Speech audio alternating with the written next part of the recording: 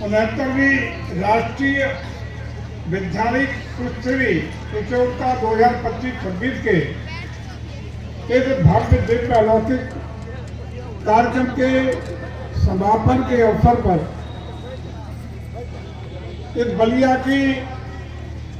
पावन भूमि पर जो हमारे राष्ट्र के महान नायकों की भूमि रही है, बागी बलिया की भूमि, मंगल पांडे जी की भूमि, चित्तू पांडे जी की भूमि को मैं प्रणाम करता हूं। आप सबका हृदय से अभिनंदन करता हूं। यहाँ उपस्थित इस कार्यक्रम के आपके अपने, आपके प्रिय, आपके प्रतिनिधि और उत्तर प्रदेश सरकार के यशस्वी माननीय मंत्री श्री दयाशंकर सिंह जी, हमारे दूसरे आपकी ही भूमि के यशस्वी मंत्री आदरणीय दानिश आजाद अंसारी जी, सुनीता श्रीवास्तव जी, हमारी राज्यसभा, हमारी राज्य महिला आयोग की सम्मानित सदस्य, यहाँ उपस्थित आपके अपने कर्मठ जिलाधिकारी मंगला प्रसाद सिंह जी, संयुक्त शिक्षा निदेशक भाई नवल किशोर जी, जिला विद्यालय निरीक्षक श्री जयनंद गुप्ता जी, बेसिक शिक्षा अधिकारी भाई मनीष कुमार सिंह जी, और यहाँ उपस्थित पार्टी के जनपद भर के वरिष्ठ पदाधिकारीगण, हमारे जिला स्तर, मंडल स्तर से बूथ स्तर तक के सभी वर्तमान और पूर्व पदाधिकारी, तमाम वरिष्ठ नागरिकगण, तमाम अन्य पदाधिकारीगण, उपस्थित भाइयों बहनों और इन प्रतियोगिताओं में सहभागिता के लिए पिछले 5 दिन से अपनी उपस्थिति, अपनी मेहनत, अपनी प्रतिस्पर्धा के माध्यम से योगदान कर रहे प्यारे प्यारे बच्चों और उनके सभी अध्यापकगण, प्रशिक्षकगण और अन्य सभी महानुभाव भाइयों और बहनों, आज हम लोग इस पावन धरती पे आपके बीच आने का अवसर मिला। और वो अवसर क्या, आप अगर सुनेंगे तो ऐसा ताज्जुब करेंगे कि हम लोग 1 बजे तक कोई ऐसा 12:30 के लगभग तो कोई कार्यक्रम ही नहीं था, लेकिन आदरणीय प्रधानमंत्री जी हमारे भाई हैं, अपने हैं, परिवार के हैं, आदेश हुआ, हम लोग पटना भवन में अपनी बैठक में थे कि चलना है बलिया, आने थाने में सब व्यवस्था हुई और दानिश भाई के साथ और आदरणीय दयाशंकर भाई के साथ आपके बीच में आने का ऐसा अवसर मिला है कि हम लोगों का एक लिमिट समय केवल 10 मिनट के अंदर अंदर यहाँ से उड़ान भरनी पड़ेगी, जो 5 बजे सूर्यास्त के बाद हेलीकॉप्टर का उड़ना संभव नहीं होगा। तो 10 मिनट में अपनी बात खत्म करने का प्रयास करूंगा। साथियों, हम तो जानते हैं कि पूरे देश में और पूरे प्रदेश में खास रूप से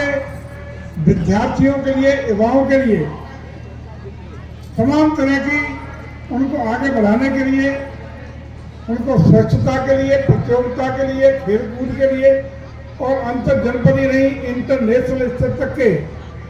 तमाम ऐसे कार्यक्रम, प्रतिस्पर्धाएं आयोजित करने के लिए प्रेरित करने का काम हमारी प्रदेश और देश की सरकार कर रही है, ताकि हमारे बच्चे, हमारे युवा हर प्रतियोगिता में एक अच्छी पृष्ठभूमि के साथ, तैयारी के साथ अपना योगदान कर सके और अंतर्राष्ट्रीय स्तर पर भारत का प्रदर्शन विश्व स्तर पर कहीं किसी से पीछे न हो। लगातार उन प्रयासों का परिणाम भी है कि हम जितने भी ग्लोबल इस तरह की प्रतियोगिताओं के कार्यक्रम अंतर्राष्ट्रीय जगत में हो रहे हैं, उनमें भारत का प्रदर्शन पहले से लगातार बेहतरीन होने का काम हो रहा है। आज बलिया की सरजमीन पे यह कार्यक्रम हुआ और निश्चित रूप से यहाँ के तमाम बच्चों ने बेस्ट परफॉर्म करके अपने को यहाँ पुरस्कृत करने के लिए काबिल पाया होगा। आज हमारा मानना है कि भारत चाहे खेल कूद के मामले में हो निरोगी रहते हुए शिक्षा के क्षेत्र में आगे बढ़ने के बच्चों का कार्यक्रम हो, हर क्षेत्र में बेहतरीन प्रदर्शन करने का हम लोग काम कर रहे हैं। हमारी राष्ट्रीय खेल नीति हो, प्रदेश की खेल नीति हो, उसको डेवलप करने के लिए, विस्तार देने के लिए, विकसित करने के लिए हमारी दोनों सरकारें जिला स्तर से लेके गांव स्तर तक विभिन्न सुविधाएं और संसाधन डेवलप करने का योजनाबद्ध तरीके से कार्यक्रम चला रही है। स्टेडियम हो, मिनी स्टेडियम हो, तमाम प्रशिक्षक देने की बात हो, तमाम प्रयास सरकार की ओर से कर रहे हैं। उसी का सकारात्मक परिणाम आज देश भर में देखने को मिल रहा है। विशेष रूप से युवा जब तक आगे नहीं होंगे, जब तक यही बच्चे आगे नहीं बढ़ेंगे, तब तक हर क्षेत्र में हमारा देश, हमारा प्रदेश, हमारे नेताओं की अपेक्षा के अनुरूप तरक्की और जो हम लोगों के टारगेट्स हैं जो अचीव करने हैं, ऐसे टारगेट कि जो 2047 तक हमें भारत को विकसित भारत बनाने का सपना पूरा करना है। 2047 तक इस सपने को पूरा करने के लिए हम सबको लगना है। हमें विश्व गुरु भारत बनाना है। और जैसा कि हमारा इतिहास बताता है कि हम विश्व गुरु थे, हम सोने की चिड़िया थे, और ये जो लक्ष्य 2047 तक के पुनः प्राप्त करने के हम लोगों ने जो प्लान किए हैं, ये तभी पूरे होंगे कि जब ये बच्चे हर क्षेत्र में, यही बच्चे 2047 तक के इन अचीवमेंट के लिए, इन लक्ष्यों की प्राप्ति के लिए अपना महती योगदान करेंगे। क्योंकि आगे निकल करके यही बच्चे कल के वैज्ञानिक हैं, यही बच्चे कल के बड़े नेता हैं, यही बच्चे साइंटिस्ट बनेंगे, यही बच्चे हर क्षेत्र में भारत का भविष्य गढ़ने का काम करेंगे। इन बच्चों का चरित्र, इनकी योग्यता, इनकी क्षमता, इनकी दक्षता जितनी बेहतरीन और गुणवत्ता परक होगी, वही भारत का भविष्य तय करने वाला है। और मैं समझता हूँ कि आज के बच्चे, मैंने देखा जब जब बच्चों के कार्यक्रम में जाते हैं तो आज के बच्चे मैं देख रहा हूँ कि उनकी सोच, उनका योग्य बनने की ललक निश्चित रूप से बहुत तेजी से बढ़ी है। हमारे अध्यापक लोग भी एक मेहनत के साथ बच्चों को हर क्षेत्र में निपुण करने का जो सरकार का लक्ष्य है, उसको भी पूरा करने में अपनी जी जान से मेहनत करने का काम कर रहे हैं। चाहे खेल कूद हो या अन्य क्षेत्र हो, सभी क्षेत्रों में हमारी सरकार आदरणीय योगी जी और मोदी जी के नेतृत्व में सर्वांगीण उत्तर प्रदेश को विकसित करने के लिए एक नई भूमिका में आपको दिखाई पड़ रही होगी। हमारे लक्ष्यों को प्राप्ति के लिए विकसित भारत की बात हो या अन्य सभी लक्ष्यों की प्राप्ति की बात हो, हम बहुत तेजी से आगे बढ़ रहे हैं। यदि हम बात करें उत्तर प्रदेश की, तो आप हम सब जानते हैं कि 17 से पहले का उत्तर प्रदेश किस तरह का था, और इन 8.5 सालों में उत्तर प्रदेश ने हर क्षेत्र में जो महती उपलब्धियां हासिल की हैं, चाहे कानून और व्यवस्था की बात करें, कानून व्यवस्था की जरा भी हम 17 से पहले की व्यवस्था की ओर ध्यान दे देंगे तो आपको देखने को खुद ही महसूस होता होगा कि 17 से पहले का उत्तर प्रदेश क्या उत्तर प्रदेश था, जब जंगल राज था, अपराध थे, भ्रष्टाचार था, गुंडे थी, जमीनों पर कब्जे थे, बच्चों के साथ अन्य अत्याचार था, बलात्कार था, जमीनों पर कब्जे होते थे। उत्तर प्रदेश के बारे में पूरे दुनिया और अन्य राज्यों की जो सोच थी, जो एक उत्तर प्रदेश के बारे में एक परफेक्शन था, वो बहुत खराब था। लेकिन 17 के बाद उत्तर प्रदेश के यशस्वी मुख्यमंत्री के नेतृत्व में जब उत्तर प्रदेश की जनता ने सरकार बनाने का काम किया तो उसका परिणाम हुआ तो उत्तर प्रदेश बदला। सबसे पहले कानून का राज स्थापित हुआ। कानून का राज हो, शांति व्यवस्था कायम करने का विषय हो। आज उत्तर प्रदेश का अंशर देश के अन्य राज्य नहीं, अन्य देश करने का काम करते हैं, और पूरे देश में योगी बाबा का नाम, बुलडोजर बाबा, इसी के नाम पर पढ़ने का काम हुआ। आज हम कह सकते हैं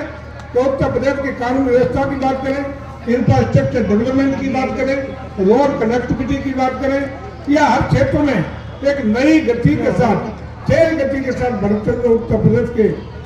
अगले भाग्य विधाता के रूप में बात करें, हमें दिखाई पड़ता है कि उत्तर प्रदेश आज अपने चरमोत्कर्ष पर पहुंच करके हर क्षेत्र में नई नई उपलब्धियां देने का काम कर रहा है। और हम चाहते हैं कि इन उपलब्धियों के साथ हम अपनी सांस्कृतिक विरासत, सांस्कृतिक धरोहरों, अपनी परंपरा, आदत और जीवन मूल्यों को भी, अपनी सनातन संस्कृति को भी एक मजबूत स्थिति में, एक कॉन्क्रीट स्थिति में लेकर के साथ चलने का काम करें। एक तरफ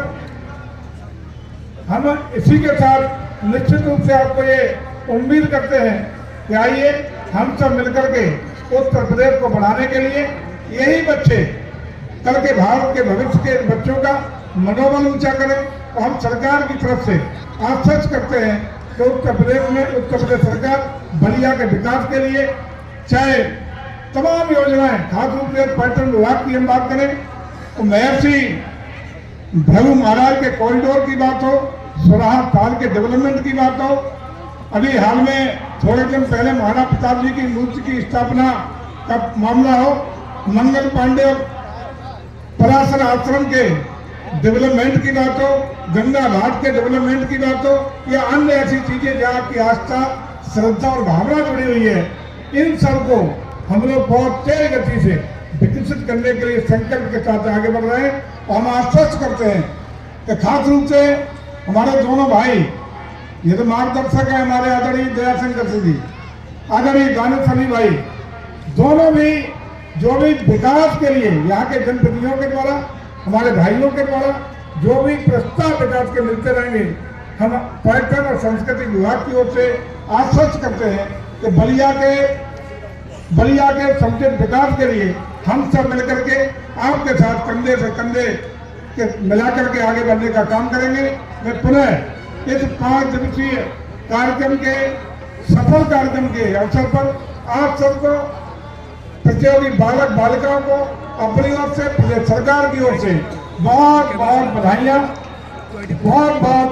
शुभकामनाएं उनके उज्जवल भविष्य के लिए करते हुए अपनी बात को विराम देता हूँ। तो बार बार पीछे में खिंचाई हो रही है, तो समय हो गया, हेलीकॉप्टर वाले बुला रहे हैं, इसलिए आपका सीधा सीधा हृदय से अभिनंदन भाई, अपने जयशंकर भाई का, दानिश भाई का, जिनकी वजह से आपसे रूबरू होने का मौका मिला, आपके बीच आने का मौका मिला। मैं आप सबको पुनः बहुत बहुत अभिनंदन, वंदन और स्वागत करते हुए, सफल कार्यक्रम की बधाई देते हुए अपनी बात को विराम देता हूँ। भारत माता की, भारत माता की, वंदे वंदे। बहुत बहुत धन्यवाद। धन्यवाद सर। सीधे आमंत्रित करेंगे 80 किलोग्राम भार